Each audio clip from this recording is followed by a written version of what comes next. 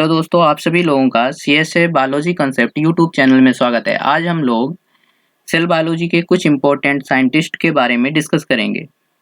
Previous lecture में हम part 1 discuss कर चुके हैं। आज हम पार्ट 2 डिस्कस करेंगे। इसमें वैज्ञानिक हैं हर्बर्ट स्पेंसर। हर्बर्ट स्पेंसर ने एक फ्रेज दिया, survival of fittest. Survival of fittest का क्या मतलब होता है, देख लेते हैं। सर्वाइवल ऑफ फिटेस्ट, मान लीजिए ये कोई प्लांट पॉपुलेशन है। प्लांट पॉपुलेशन है, प्लांट पॉपुलेशन है। ये प्लांट पॉपुलेशन इवोल्यूशन के टाइम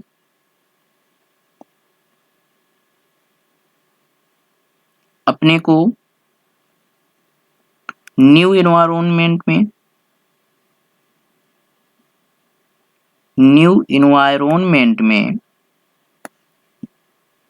में भी सरवाइव रख पाती है, या न्यू एनवायरनमेंट में भी इस प्लांट पॉपुलेशन में जो प्लांट सरवाइव हो पाते हैं या अपने को एडॉप्ट कर लेते हैं या उस न्यू एनवायरनमेंट को एडॉप्ट कर लेते हैं, उसे हम कहते हैं survival of fittest. Survival of fittest. आप यह तो समझ सकते हैं नेचुरल सिलेक्शन से। नेचुरल सिलेक्शन वो सिलेक्शन का मतलब होता है सेलेक्ट करना। किसके द्वारा सेलेक्ट करना? मान लें यदि हम किसी को सिलेक्ट करते हैं या ह्यूमन के द्वारा कोई सिलेक्शन होता है, उसे हम कहते हैं आर्टिफिशियल सिलेक्शन। क्या कहते हैं? आर्टिफिशियल। जब नेचर के द्वारा कोई सिलेक्शन हो, उसे हम कहते हैं नेचुरल सिलेक्शन। नेचर के द्वारा सिलेक्शन का मतलब कभी इन्वायरमेंट एडवर्स कंडीशन हुई, कभी वहां पे डिजीज आई, कभी इंसेक्ट का इन्फेस्टेशन हुआ, उस समय भी जो प्लांट हमारे सरवाइव कर पाते हैं न्यू एनवायरनमेंट में, तो उसी को ही कहते हैं कि इस प्लांट को नेचर ने सिलेक्ट किया। वही जो कॉन्सेप्ट है सर्वाइवल ऑफ फिटेस्ट में, कि इवोल्यूशन में जो प्लांट न्यू एनवायरनमेंट में अपने को एडॉप्ट कर पाते हैं, उसे हम कहते हैं सर्वाइवल ऑफ फिटेस्ट। मतलब इसमें जीवित रहने की, हेल्दी प्लांट या जीवित रहने की इसमें कैपेसिटी है, या सर्वाइव करने की कैपेसिटी है। मुझे लगता है आप समझ चुके होंगे। चलिए न्यू पॉइंट पे आगे बढ़ते हैं। Garner and Allard. ये क्या? गार्नर एंड एलार्ड ने फोटोपीरियोडिज्म, ये इन्होंने एक शब्द दिया। फोटोपीरियोडिज्म क्या होता है? इसमें हम डे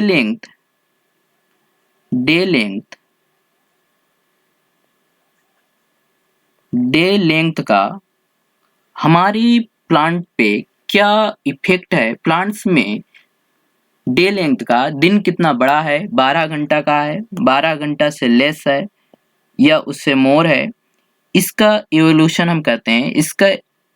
इसी के आधार पे हम फोटो पीरियोडिज्म को बताते हैं। फोटो पीरियोडिज्म हमारा 3 प्रकार का होता है। लॉन्ग डे प्लांट्स के आधार पे long day, short day and day neutral. Simple, आप ये सब जानते भी हैं। तो फोटो पीरियोडिज्म को हम डे लेंथ के आधार पे डिफाइन करते हैं, short day, long day and day neutral. तो फोटो पीरियोडिज्म जो टर्म दिया सर्वप्रथम एलार्ड एंड गार्नर ने दिया। बहुत पूछा जाने वाला ये क्वेश्चन है कि फोटो पीरियोडिज्म शब्द किसने दिया। फोटो पीरियोडिज्म शब्द एलार्ड एंड गार्नर ने दिया।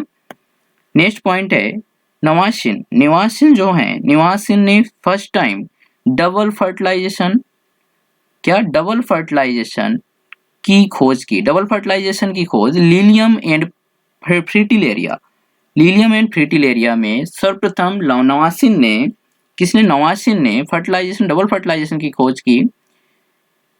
अब double fertilization and triple fusion, इस टर्म को double fertilization and triple fusion को हम नेक्स्ट लेक्चर पे देखेंगे।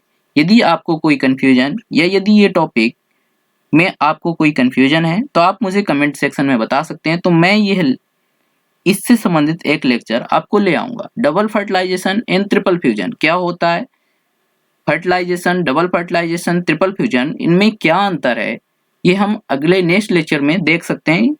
आप मुझे कमेंट में अपना कंफ्यूजन बता देंगे कि ये हमें इसमें टॉपिक में बहुत कंफ्यूजन है, fertilization, double fertilization and triple fusion, तो मैं आपको डिटेल में डिस्कस कर दूंगा। Next point, रोडोल्फ Virchow. रोडोल्फ विर्चो ने क्या किया, रोडोल्फ विर्चो ने, इसका एक बहुत प्रसिद्ध इनका टर्म है जो पूछा जाता है, ओमनी सेलुला ई सेलुला, बहुत पूछा जाता है, ओमनी सेलुला ई सेलुला। इन्होंने टर्म दिया जिसका मतलब होता है कि जो हमारी सेल्स हैं, जो हमारी सेल हैं, उनका निर्माण प्री एग्जिस्टिंग सेल से होता है। जो उनका निर्माण होता है वो प्री एग्जिस्टिंग सेल से होता है। देख लेते हैं कैसे। उन्होंने क्या क्या क्या कहा, रोडोल्फ विर्चो ने बताया कि जो हमारी नई सेल्स का जो निर्माण होता है वो पुरानी कोशिकाओं से होता है या प्री एग्जिस्टिंग सेल से होता है। ये उन्होंने रोडोल्फ विर्चो ने बताया। ओमनीज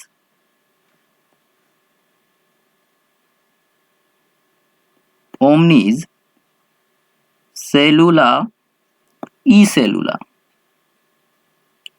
जिसके मीन्स होता है new cells are formed by pre-existing cells। मतलब ये है कि जो नई कोशिकाओं का निर्माण होता है, हिंदी में आप समझ सकते हैं, जो नई कोशिकाओं का निर्माण होता है वो प्री एग्जिस्टिंग सेल्स, पुरानी कोशिकाओं से नई कोशिकाओं का निर्माण होता है। ओमनी सेलुला ई सेलुला का मतलब ये होता है, ये बहुत पूछा जाता है। ओमनी ई सेलुला टर्म किसने दिया, रोडोल्फ विर्चो ने। आगे देखते हैं, ये आप याद रखिएगा इसको, Rudolf Virchow and Gardner and एलार्ड।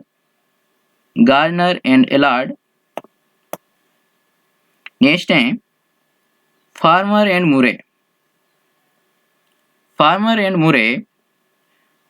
मुरे ने सर्वप्रथम मियोसिस टर्म दिया। क्या term, meiosis.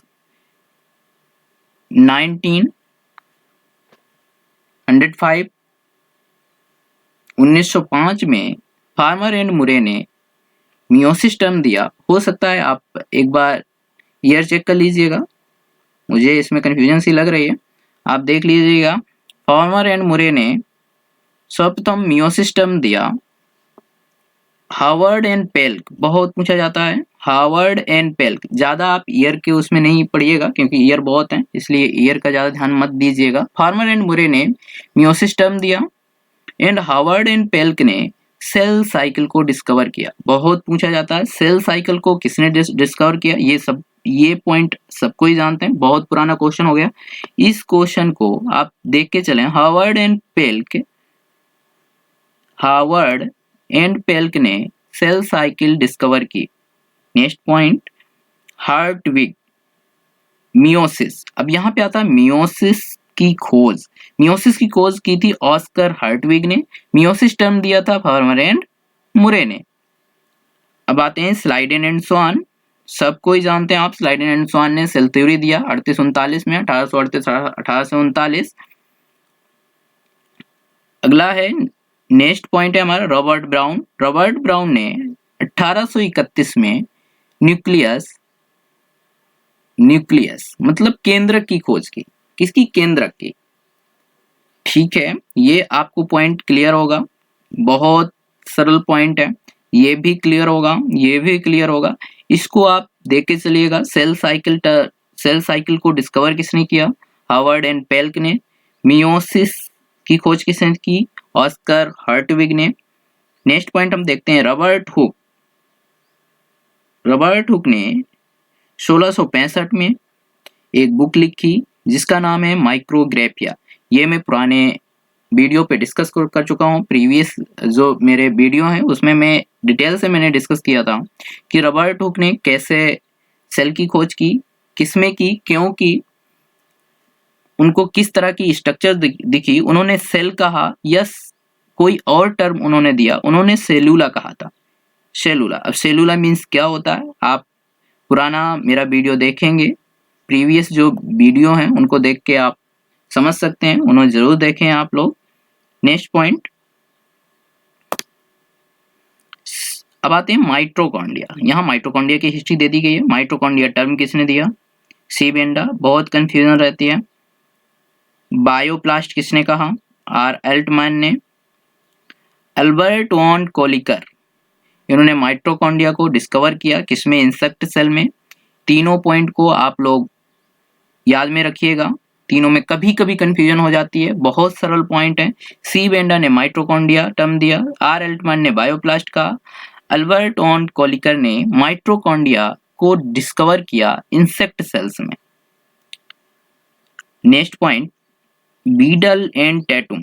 Beetle and Tatum ने one gene one enzyme hypothesis, क्या one gene one enzyme hypothesis दी।